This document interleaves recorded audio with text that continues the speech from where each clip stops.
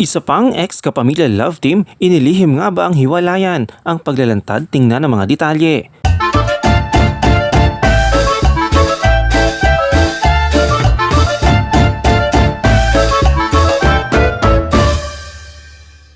Ang paghihiwalay ni Catherine Bernardo at Daniel Padilla ang isa sa pinakamalaking balita sa showbiz bago matapos ang ngayong taon.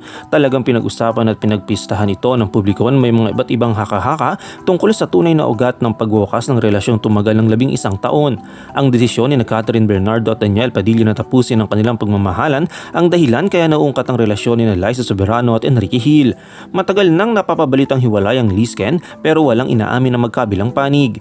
Hindi pwedeng isali ang breakup ni Liza at Enrique sa listahan ng malalaking kontrobersiya sa showbiz ngayong 2023 dahil naganap ang kanilang paghiwalay noon pang October 2022 umano. In denial pa nito si Enrique Hill. Sa panayam sa kanya ng TV Patrol noong April 2023, aniya, "We're good, we're good." Ang sagot niya ng tanungin tungkol sa estado ng relasyon nila ni Liza. Dagdag pa ni Enrique, "She's just really busy with her stuff there. I'm going to be visiting her maybe when my schedule clears up. I think she's coming back here, but yeah, we're good because Hope is in the US. She's doing her own thing which I am going to support no matter what. I love her to death."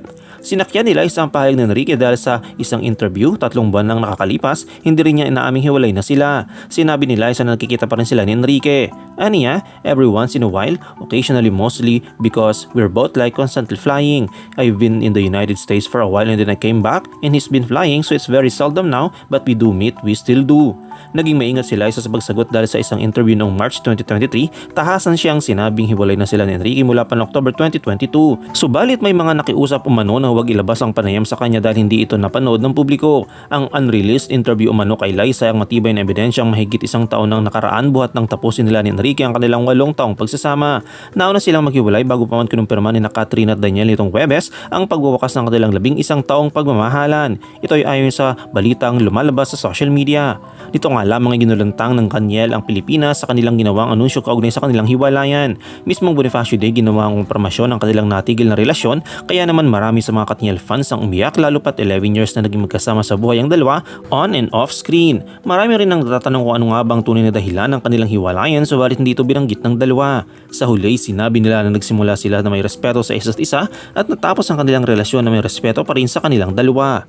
Ano ang iyong komento kaugnay dito? Shoutout tayo kay Slapshock Masinda de Miguel, kay John Antonio at kay Chris Jerry Cruz. I-comment mo lang ang inyong opinion sa comment section at huwag kalimutang i-like, i-follow, i-subscribe ang bcgram.net para sa mga latest happenings.